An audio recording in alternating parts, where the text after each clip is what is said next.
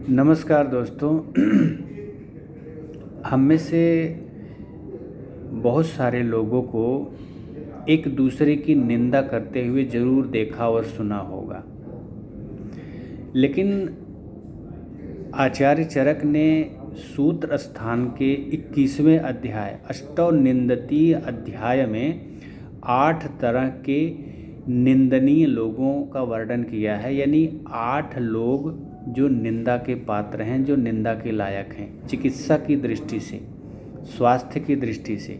वो 8 लोग कौन कौन हैं? उसमें से हैं अति दीर्घ, यानी जो बहुत लंबे होते हैं। अति ह्रस्व, जो बहुत छोटे या बौने होते हैं। अति लोमा, जिनके शरीर पर बहुत ज़्यादा बाल होते हैं। अलोमा, जिनके शरीर में बिल्कुल भी बाल नहीं होते। अति कृष्ण, जिनका रंग बहुत काला है। अति गौर, जिनका रंग बहुत गोरा है। अति स्थूल, जो बहुत मोटे हैं, जिनको ओबेसिटी है।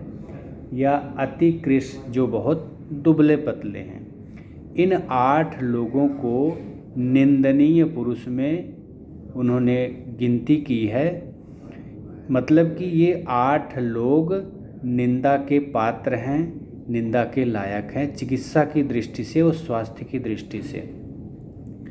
इन 8 में से जो सबसे ज़्यादा निंदा का पात्र है, वो उन्होंने बताया कि अति स्थूल लोग, जो जिनको मोटापा है, जो मोटे लोग हैं, उनको सबसे ज़्यादा निंदनीय पुरुष चिकित्सा की दृष्टि से माना है। तो इसीलिए इन 8 जो निंदा के पात्र लोग हैं, उसमें से सबसे पहले जो चिकित्सा बताई है, सबसे ज़रूरी चिकित्सा, वो अति स्थूल, जो बहुत मोटे लोग हैं, ओबेसिटी जिनको है, उनकी चिकित्सा के बारे में सबसे पहले बताया है, सबसे ज़रूरी। तो उसकी चिकित्सा के लिए उन्होंने क्या कहा है? लंघन चिकित्सा। लंघन चिकित्सा का मतलब होता है कि अल्पाहार। अल्पाहार ऐसा होना चाहिए, शरीर का बल, अग्नि का बल, रोग का बल, दोष और दूष्य को ध्यान में रखते हुए अल्पाहार लंघन चिकित्सा कराई जाती है, जिसको आप आध्यात्मिक दृष्टि से देखें तो उपवास, व्रत ये भी कहते हैं।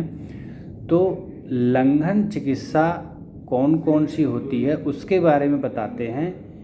वमन, विरेचन, नस्य, निरूहबस्ती, ये पंचकर्मा का पार्ट है, कायाकल्प चिकित्सा का पार्ट है, शोधन का पार्ट है।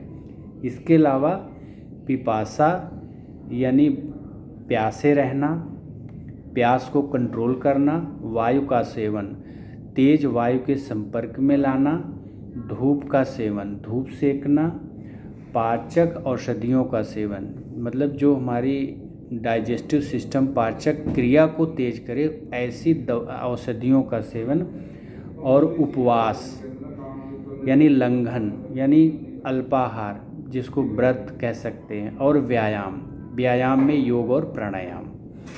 ये 10 प्रकार की जो है लंघन चिकित्सा बताई गई है आचार्य चरक ने सूत्र स्थान 22वें अध्याय के लंघन वृंघणीय अध्याय में।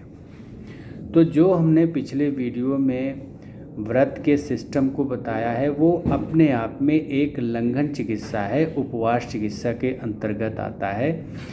इसलिए ये जो हमारे वैदिक शास्त्रों में, हमारी संस्कृति में, हमारे आयुर्वेदिक ग्रंथों में ये जो विधि विधान बताए गए हैं, कुछ विशेष दिन, उत्सव, त्योहारों पे जो व्रत का सिस्टम बताया है, ये आयुर्वेदिक चिकित्सा से ही संबंधित है, जो कि आचार्य चरक ने अपने ग्रंथ में इसका प्रॉपर वर्णन किया है, और ये पूर्णतः वैज्ञानिक है।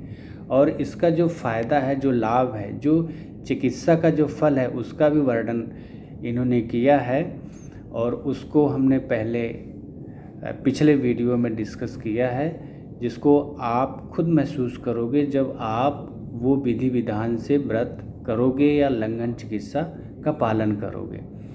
तो इस चीज़ का जो है वर्णन या डिस्कशन करने का मेरा मकसद यही है कि आप बगैर किसी दवाइयों के, बहुत सारी दवाइयाँ खाने से अच्छा है कि जिनको भी ये मेटाबॉलिक डिसऑर्डर है, जैसे मोटापा है, थायराइड है, शुगर है, बीपी है, कोलेस्ट्रॉल है, फैटी लीवर है, आईबीएस है, इसमें लंघन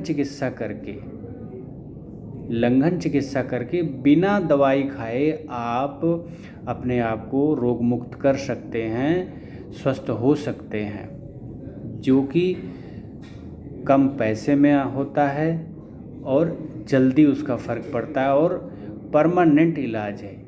इसलिए आप जो है किसी अच्छे आयुर्वेदिक जो अनुभवी चिकित्सक है उसकी गाइडलाइन में, उसके संपर्क में आप लंघन चिकित्सा का पालन करें और जितनी भी मेटाबॉलिक डिजीज़ें हैं उनका समाधान प्राप्त करें। धन्यवाद।